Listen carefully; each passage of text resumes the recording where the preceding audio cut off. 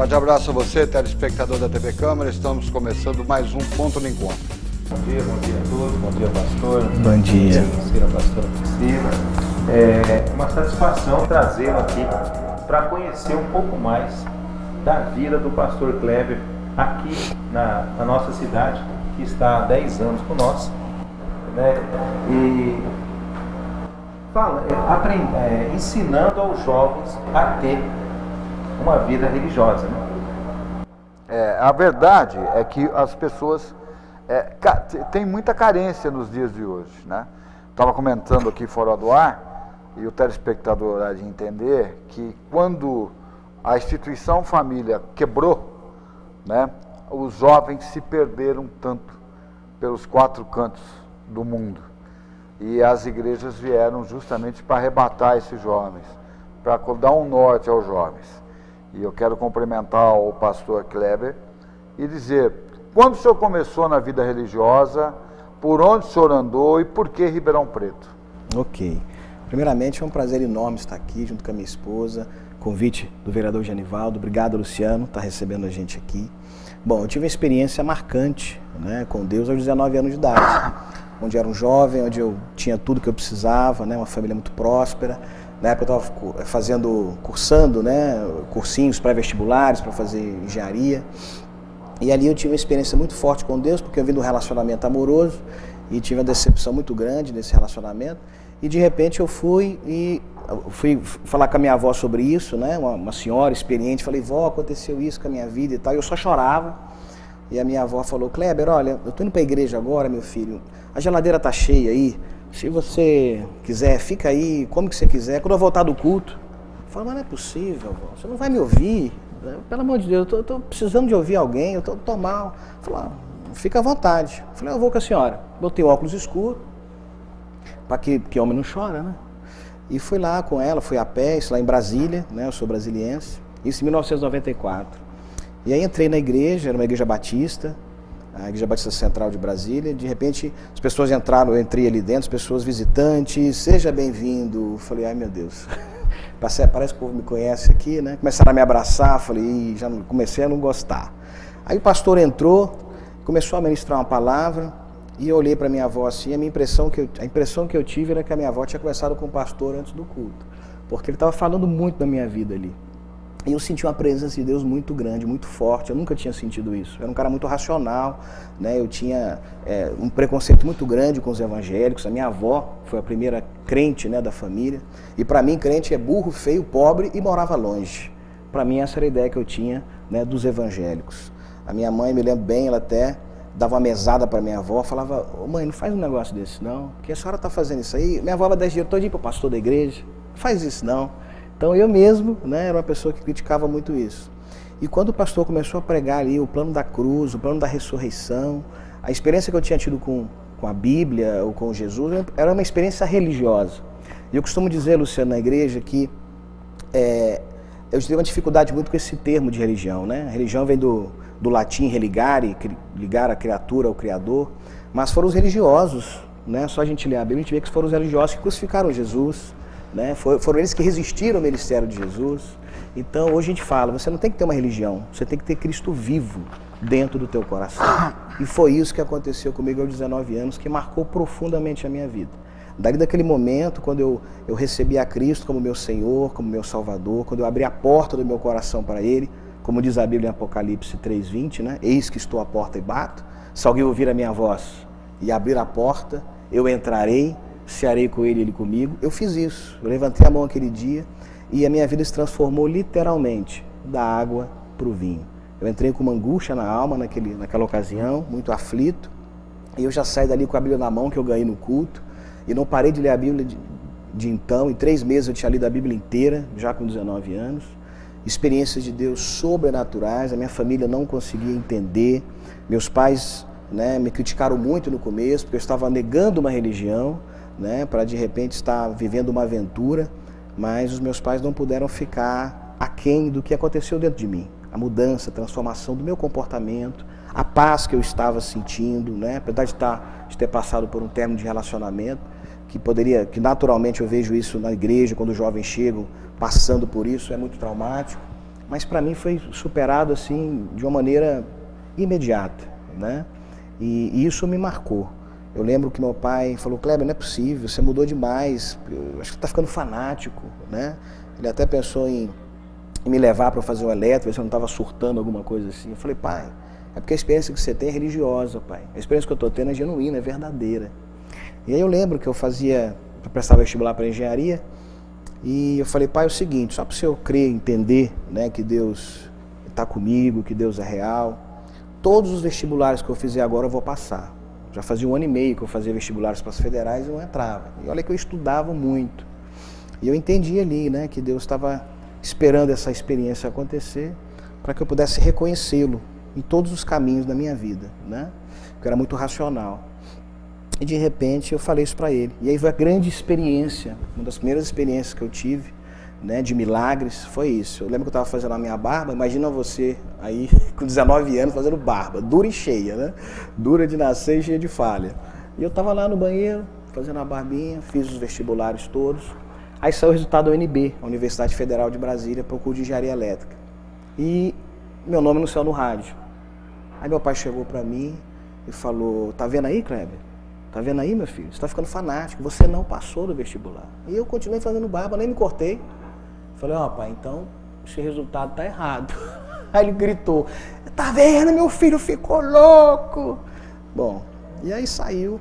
Passaram-se 2 semanas, saiu o resultado em Itajubá. Eu cursei engenharia lá na Federal de Itajubá. E todo mundo ficou feliz e tal, mas o milagre não tinha acontecido, né? Porque eu falei pro meu pai que eu ia passar em todos os vestibulares. E aí eu estava em Itajubá já há 2 meses. E de repente, sai no Jornal Nacional, em agosto ou setembro de 94, William Bonner que deu essa notícia na época. Pela primeira vez na história da UNB, 110 pessoas tiveram o gabarito das provas trocadas. E tem mais 1 semana para eles fazerem aí a inscrição do vestibular. E eu era uma delas. Eu tinha passado em primeira chamada em Engenharia Elétrica na Federal de Brasília. E aí meu pai me ligou chorando: meu filho, eu quero te pedir perdão porque realmente Deus existe e Deus realmente falou com você. E pela primeira vez na história da UNB, trocaram o gabarito e você passou, cara. Ali foi uma experiência muito forte com Deus, né? Também nós estamos recebendo a esposa do pastor Kleber, também pastora Priscila Peixoto Sabino Caetano Cunha.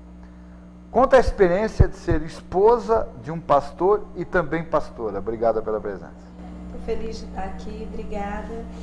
É um desafio, né? Eu nasci num lar evangélico, eu tive o privilégio de conhecer Jesus desde muito pequena. Então, o ministério, na verdade, foi na minha vida algo muito natural, foi acontecendo muito naturalmente. Desde criança eu dava aula para crianças, eu evangelizava crianças, eu trabalhava ativamente na igreja e eu realmente assim, me separei na minha juventude para Jesus e eu tinha uma meta, eu queria me casar com um homem que fosse um homem de Deus, um homem honrado, um homem honesto. E eu sabia que um dia eu me tornaria uma pastora, né? Então, realmente, estar casada com o pastor Kleber foi uma bênção de Deus na minha vida, foi a realização de um sonho, né?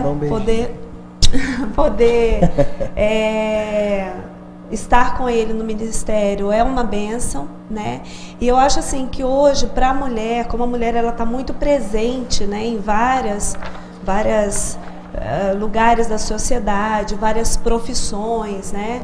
Eu acho que hoje a figura feminina dentro do ministério, dentro da igreja, ela é muito importante, né? As mulheres elas precisam ter um referencial, né, para poder se espelhar e não se perder no meio disso tudo. Você citou, né, quando a gente estava aqui fora do ar, sobre essa questão feminina, quando as mulheres saíram para trabalhar, os lares ficaram muito perdidos, e eu concordo com você. Eu acho que a própria mulher no seu papel, ela se perdeu muito, né, e entrou num âmbito que ela poderia conquistar, mas de repente conquistou da forma errada, né, a sua carreira, enfim. Eu acho que a gente tem que equilibrar pastora, o feminino. eu não entro nem nisso, porque senão as feministas vão cair na minha cabeça. Eu não entro nem nisso, nem nisso. Eu acho que o grande problema que eu vejo na sociedade é a competição dentro do lar que arrebenta com a instituição família. Nada contra a mulher trabalhar. Eu acho que ela tem que trabalhar, tem que suas atividades. Foi uma grande conquista feminina. Verdade. Sem dúvida, uma valorização até surpreendente numa sociedade machista que vivemos. Agora, quando eu disse que arrebentou a instituição família, não foi para a mulher trabalhar fora de casa. Foi pela competição que existiu dentro dos lares entre homem e mulher. Quem pode mais, quem manda mais e quem ganha mais. Essa competição teve um problema muito sério que acabou com a instituição família. Foi só esse ponto. Sim, não eu concordo, mulher, não, claro. De forma alguma, eu concordo com isso. Eu acho assim, que na verdade o que eu estava tentando, o que eu quis dizer foi o seguinte: eu acho que a mulher ela perdeu um pouco desse papel dentro da casa, né? E a gente tem que resgatar, na verdade. Hoje eu acho que um grande desafio da mulher é equilibrar os seus papéis e não se perder dentro da família, porque o papel da mulher, a função da mulher, ele é fortíssimo dentro de um lar, e a gente precisa desse referencial, a gente precisa manter os valores da família, a gente precisa manter a família coesa. Isso, querendo ou não, também passa pela função da mulher, né? Então, eu acho que a mulher na igreja, ela precisa de um referencial. Eu também sou psicóloga, eu trabalho fora, né? Eu tenho 3 crianças pequenas, 3 filhos pequenos. Minha filha mais velha tem 6 anos, eu tenho outro de 4 e outro de 1 ano e meio. Então eu sei muito bem como é que equilibrar esses pratos e sem perder a feminilidade, sem perder a doçura, sem perder o contato com os filhos, né? Sem perder o equilíbrio. Né? E principalmente com graça, com a bênção de Deus, a gente mantém isso tudo dentro da nossa casa. Vereador Genivaldo, o telespectador está perguntando: o senhor conhece bem o trabalho da igreja? O senhor sabe do trabalho social que a igreja faz, a importância do trabalho principalmente nas periferias de Ribeirão Preto? Conheço. Isso que me encantou do pastor Kleber, entendeu? Quando me trouxe ele a mim, nós conversamos e isso me deixou contente de ver 2 pessoas jovens, o pastor Kleber jovem, a Priscila também, esposa dele, e pastora também, muito jovem, pelo tamanho que é a igreja lá, pelo movimento que você consegue atender, entendeu? Por ser muito jovem, que tipo de pessoas que frequentam a sua igreja? Nós temos um público lá, vereador, muito heterogêneo, né? Porque nós temos ali desde advogados, médicos, engenheiros, dentistas, profissionais liberais, né? Juízes, também como empregadas domésticas, faxineiras, né? Pessoas da periferia. Inclusive abrimos agora o núcleo, né? Uma igreja ali no Jardim Progresso, porque alguns empresários da igreja até venderam algumas posses, compraram combis, né, para poder ficar levando e trazendo eles. Mas a gente entendeu que eles preferiam ficar lá, né, no espaço deles, né, e nós atendemos lá também, temos culto. A pastora ministra lá uma vez a cada 15 dias no Jardim Progresso, pega o público do Parque Ribeirão também para investir, né, naquele pessoal, na autoestima. Enfim, então o público nosso, nós temos pessoas de todos os níveis sociais. E dentro da igreja nós vivemos a máxima de Jesus, né?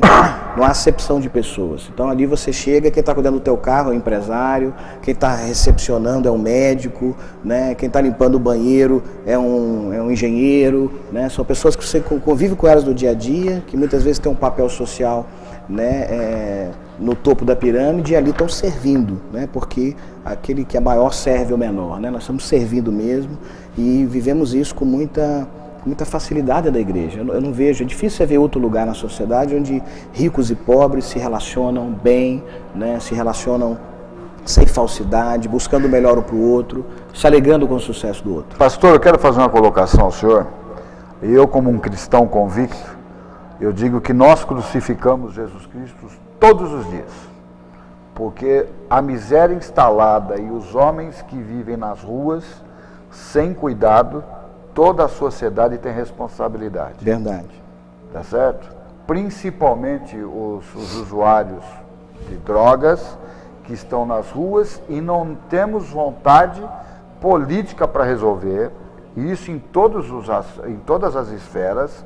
Então deixa essas pessoas se deteriorando, né? E nós como sociedade também lavamos as mãos, todo mundo transferindo o problema.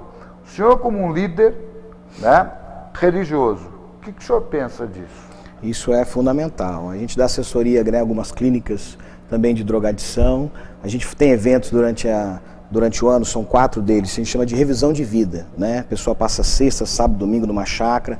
Hoje, como nós estamos num prédio grande, muito bom, está acontecendo lá mesmo. E essas pessoas das clínicas vêm para lá, né, sem custo zero, onde nós atendemos eles, onde nós trabalhamos muito com eles a respeito disso. Né, temos atendimento ali de gabinete pastoral, né, atendimento psicológico, a pastora. Temos voluntários dentro da igreja, que são médicos, que são pessoas da área de saúde, que também que ajudam, que orientam. Né, isso é fundamental. Né? Nós temos exemplo de pessoas ali que vieram das drogas, alguns eram traficantes. Hoje são líderes meus que estão servindo a juventude dentro da igreja. Né? Então você vê a recuperação das pessoas.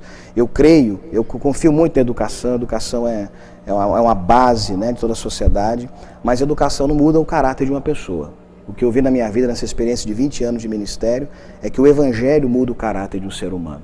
Hoje nós vemos pessoas diplomadas, pessoas com seus PhDs, mas com as vidas totalmente deformadas, sem princípios, sem valores.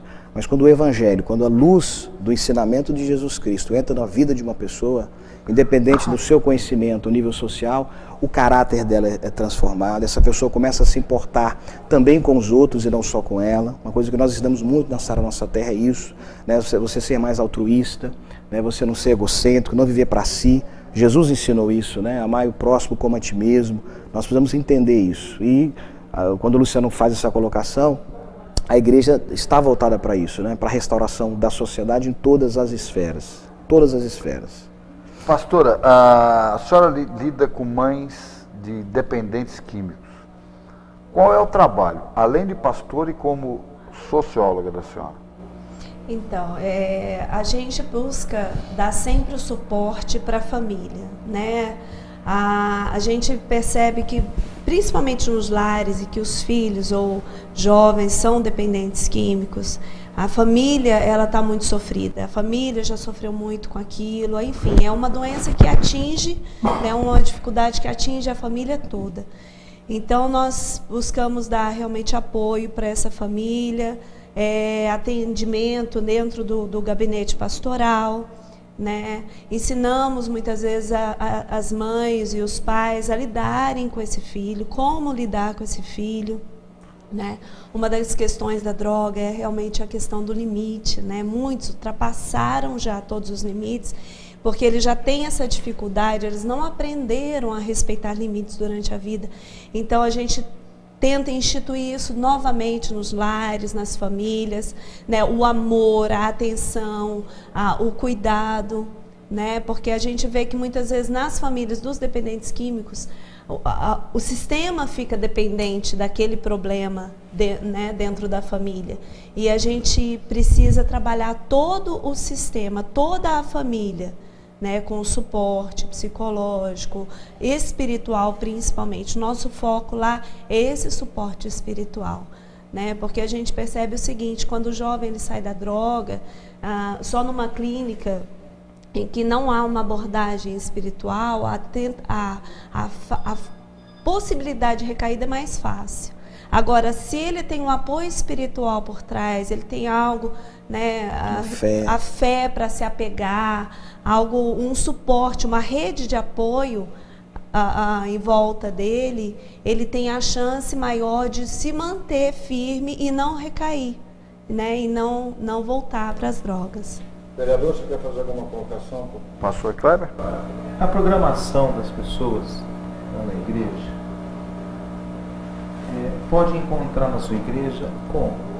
Tá. Nós estamos agora, nós estamos comemorando esses 10 anos Sara Nossa Terra e desde janeiro nós estamos ali no novo espaço, o espaço Sara Nossa Terra, que fica na Avenida Independência, número 5000. E nós temos cultos lá, às terças-feiras à noite, culto de milagre, eu preguei ontem, né, uma palavra maravilhosa, muita unção, muita gente na igreja. Ontem tinha umas 300 e poucas pessoas no culto. E o Espírito Santo visita, né? A palavra mexe, você vê depois a fila de pessoas que ficam, pastor, olha, isso aconteceu com o culto dos jovens, que a gente chama de arena. São aproximadamente 300 a 400 jovens todos os sábados, tá? De 8 a... Aí não tem hora para acabar, só tem hora para começar, né? Você jovem que está nos assistindo aí é nosso convidado. E domingo nós temos 2 cultos. Nós temos o culto às 5 horas, que é o culto da família, e às 7h30, que é um culto de adoração, de celebração, que é o culto mais cheio, onde vai 400, 500 pessoas no domingo, né? Então esses são os cultos que são a base, né, do ministério. E depois disso nós temos várias estratégias para que a pessoa se desenvolva pessoalmente no seu intelecto, né, no conhecimento da Bíblia, e também na sua esfera social, se relacionando com novos membros da igreja. Então nós temos células.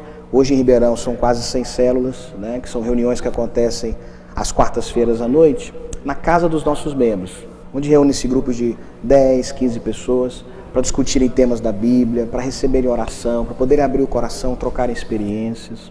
Além disso, nós temos o TPM, que a minha esposa lidera uma vez por mês, que é o Tempo para as Mulheres, porque toda mulher precisa de uma pausa, e é só para as mulheres, né? As mulheres dão cerca de 200, 300 pessoas, e ela dá sempre um seminário, né, usando o conhecimento psicológico dela, convidando as nossas bispas. Por exemplo, agora, nesse fim de semana, a Bispa Lúcia, que é a presidente do Ministério Sara Nossa Terra, vai fazer um congresso no ginásio da Portuguesa. São 5.000 mulheres lá. Estamos levando 130 de Ribeirão Preto em caravanas, né? Temos a revisão de vida, que é um momento muito especial na vida do adepto, né? Do cristianismo, a pessoa que adentrou na Sara Nossa Terra, ela tem essa experiência que eu costumo dizer que ela cresce 3 anos em 3 dias, porque ela recebe uma imersão ali do Evangelho, da Palavra de Deus, tem dinâmicas, tem palestras, tem vídeos, né, tem ministrações, tem quebra de maldições. Aliás, a quebra de maldição eu faço no último domingo do mês aqui em Ribeirão Preto, né, e ali nós podemos realmente ensinar para as pessoas biblicamente princípios espirituais, né, que estão por trás da ação do mal na vida e na família das pessoas. Eu destrincho isso na Bíblia, explico sobre maldição familiar, sobre maldição hereditária, oramos quebrando, cancelando essas coisas, e o resultado prático na vida das pessoas é impressionante. Contra fatos não há argumentos, né? Então a quebra de maldições também é um braço do nosso ministério aqui em Ribeirão Preto, que tem tido muito sucesso, tem crescido bastante, as pessoas têm amado muito isso. Então, assim, é um cardápio, né, é um banquete oferecido para as pessoas que têm interesse em ter uma experiência profunda com Deus, né? Nós ensinamos na igreja, não vem atrás das bênçãos de Deus, vem atrás do Deus das bênçãos. Pastor, qual é o endereço da igreja? A comunidade evangélica Sara Nossa Terra está hoje dentro do espaço Sara Nossa Terra, que é na Avenida Independência, número 5.000. Finalzinho ali, depois da FAAP, descendo, já perto do Jardim João Rossi, né? Ali, exatamente naquela esquina, nós estamos com o espaço Sara Nossa Terra lá, né? Um espaço maravilhoso, né? A nossa igreja tem mezanino, né? Espaço para as crianças, nós fizemos, né, no subsolo uma estrutura para crianças com brinquedoteca, né, salas com ar-condicionado, né, professores ali, tem cultinho para elas. Então, hoje, uma das grandes dificuldades que os pais têm de ir para a igreja é que eles não têm com quem deixar os filhos. E você mesmo comentou, Luciano, que a instituição família, né, está perdendo essa referência. Então, os filhos, quando descem, né, estão tendo aula, estão aprendendo a palavra, nós estamos semeando isso na vida dos filhos, das famílias, né? E os pais só têm a nos agradecer. Avenida Independência 5.000, indo caminho João Rossi, passando o Hospital Ribeirão, um novo hospital ali próximo. Hospital né? O especializado ali nesse especializado Ribeirão, né? Exatamente. Ao lado do Hospital Especializado. Aí você sabe que eu pensei ali que fosse um grande salão de festa? Foi. Nós arrendamos aquele salão de festa, agora foi a igreja. Exatamente, exatamente. Eu pensei que fosse uma grande... Exatamente. Vereador, você tem mais uma colocação, né? Agora o senhor quer fazer uma colocação para a pastora, não? Pastora, a gente vai convivendo, vai começando a aprender a conviver com as pessoas e conhecer as pessoas um pouco mais. Eu não conhecia você, conhecia mais o Kleber junto com o Luizinho, que é nosso amigo, nosso irmão, acaba ficando muito próximo. Esse trabalho que você faz na comunidade é muito bonito. Falta esse tipo de entendimento com a família, com as pessoas que você vê nas comunidades. Você faz esse trabalho uma vez cada 15 dias, só lá no Jardim Progresso, ou tem outros lugares que você também atua? Ok. Eu tenho esse culto no Jardim Progresso de 15 em 15 dias. É um culto mais voltado para os temas da alma, né? Mais voltado, não é só para as mulheres, é um culto para todos, né? Eu tenho jovens, eu tenho homens, eu tenho todo tipo de público neste culto meu. Então, de 15 em 15 dias lá no Jardim Progresso. Agora a gente vai estar com esse mesmo culto lá em Cravinhos, na igreja de Cravinhos, né? E eu tenho o TPM, que é uma vez por mês, que é um culto só para mulheres. É uma reunião, na verdade, só para mulheres, para debater os temas femininos, questão de família, de relacionamento, de autoestima, né? Filhos, né? Casamento, mulher solteira também, né? Nós temos uma palavra bem voltada para esse público feminino, né? Pastora, nessa sede, funciona todos os dias, em todos os horários, ou tem um horário específico? A gente tem o culto na terça-feira, às 19h30, né? Os cultos aos domingos, às 17h e às 19h30. Todas essas 3 reuniões para qualquer público, né? Jovens, adultos, crianças, famílias, todos estão presentes nessas reuniões. No sábado, às 20 horas, é uma reunião só para os jovens. Então, é bem diferente, né? Tem um louvor, tem música, tem uma programação voltada para eles, uma linguagem voltada para eles, né? Então, essas são as reuniões que acontecem no Espaço Sara Nossa Terra.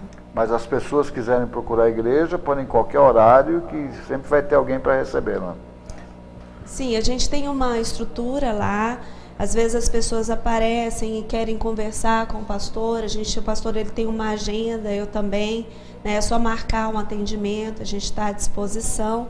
Nós não temos serviço religioso, vamos dizer assim, os cultos acontecendo a qualquer hora, mas sempre tem alguém lá pronto para poder atender. Só os 2 são pastores da igreja? Aqui em Ribeirão Preto, só os 2 pastores? Não tem mais pastores aqui em Ribeirão? Não, em Ribeirão não, só nós. A gente Agora, Cravinhos tem o seu líder, tem um pastor em todas as cidades. E no trabalho na periferia, pastor, eu gostaria que o senhor explicasse um pouquinho mais minucioso. Como que é a abordagem, né, nas periferias da cidade? Tá, então vamos lá. Recapitulando a questão dos pastores, eles estão sendo formados para se tornarem pastores também, né, que estão à frente dessa obra. Agora, nas periferias, como no SIAC, por exemplo, no SIAC a gente faz, né, a gente ajuda financeiramente o SIAC, a Luciana é membro lá da Sara, que é a fundadora também, né, nós visitamos ali, nós temos membros, né, da Sara Nossa Terra que estão no SIAC constantemente, semanalmente, né, dando apoio ali para eles, né, a gente faz investimento não só financeiro, como também investimento social, né? Evangelismo lá, né? Corta cabelo, né? Prega a palavra, né? Enfim, a gente faz doação de roupas, de agasalho. No ano passado eles fizeram uma cantata de Natal na igreja, isso para eles, né? Para aquelas criancinhas ali, né? Eles vieram de trenzinho, a gente fez um lanche para eles, eles cantaram nos 2 cultos. Foi uma coisa maravilhosa para eles, né? A gente valoriza. Então, é um trabalho de estimular, né? Primeiro, a conexão deles com Deus. E segundo, tirar, né, mais do que eles da pobreza, tirar a pobreza de dentro deles. Porque a gente entende que essa barreira na mente, essa barreira que foi marcada no coração deles, na alma deles, é um grande limitador. É um grande limitador. E o Evangelho tem essa capacidade, tem esse poder de libertar essas pessoas. Quando a pastora faz essa incursão lá, né, e fala sobre a autoestima, a realização daquelas mulheres, daqueles homens, a gente percebe como eles se sentem, né, amados, valorizados, eles começam a romper limites, eles começam a viver, a se arriscar, aumentam, né, o padrão de renda deles, acreditam que são realmente competentes e capazes de fazer diferença para a sociedade, deixam de esperar ajuda e começam a ajudar, deixam de ser pessoas dependentes de contribuição e passam a contribuir para a sociedade. Isso nasce primeiro dentro delas, né? Então acho que isso é uma grande mudança social na prática que acontece na vida dessas pessoas que recebem o estímulo da fé, que recebem a pregação da palavra, que recebem a motivação, vindo de pessoas que saíram de onde elas estavam, né, e chegaram hoje no lugar onde elas almejam. Quero agradecer a presença do vereador Genivaldo Gomes, do pastor Kleber, da pastora Priscila e a sua audiência. Até o próximo ponto de encontro, se Deus quiser.